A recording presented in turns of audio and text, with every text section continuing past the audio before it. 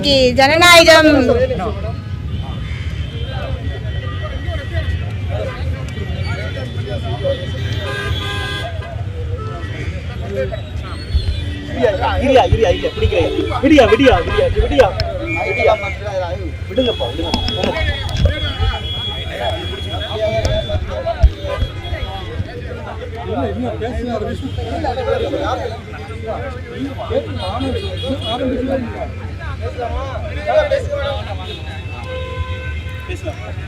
தமிழ்நாடு முழுவதுமாக இன்றைக்கு ஆட்சி அமைத்திருக்கக்கூடியவர்கள் அராஜகமான ஒரு அரசாங்கத்தை தான் முன்வைத்து நடத்தி கொண்டிருக்கிறார்கள்.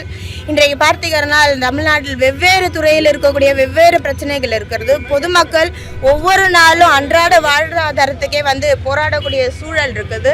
நிறைய இடத்துல கரண்ட் இல்லைன்றாங்க, நிறைய இடத்துல தண்ணி வரலன்றாங்க, நிறைய இடத்துல ட்ரைனேஜ் ப்ராப்ளம் இருக்குன்றாங்க. இப்படி பொதுமக்களோட அடிப்படை வசதிகளை கூட தீர்த்து வைக்காத அரசு தான் இன்றைக்கான அரசாக இருக்கிறது.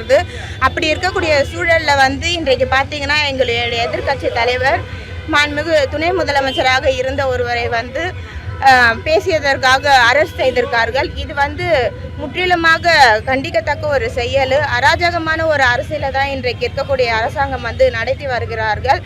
அவர்கள் இன்றைக்கு அமைச்சர் பொறுப்பில் இருக்கிறவர் முட்டாள் முதலமைச்சர் அப்படின்னு கடந்த பொழுது பேசும்பொழுது அது தவறான வார்த்தையா இல்லையா?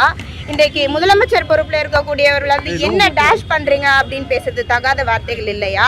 பொது இடத்துல இப்போ இன்னைக்கு நான் சென்னையிலே இருக்கேன். சென்னையில் எத்தனையோ பெண்கள் இன்றைக்கு ஆட்சியில் நடக்கக்கூடிய குற்றங்களை முன்வைக்கும் பொழுது அந்த பெண்களை அவதூறா சித்தரிச்சு சோஷியல் மீடியாவில் போட்டு தவறு இல்லையா?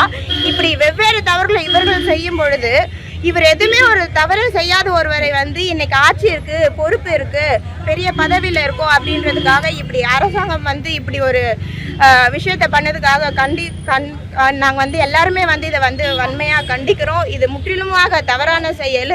கண்டிப்பாக திமுக இந்த அரெஸ்ட்டுக்கெல்லாம் பயப்படுற ஆளுங்க திமுக காரங்க கிடையாது. இதை விட பெரிய விஷயங்கள் எல்லாமே நாங்கள் பார்த்துருக்கோம். முத்தமிழறிஞர் கலைஞர் ஐயாவோட ரத்தங்கள்.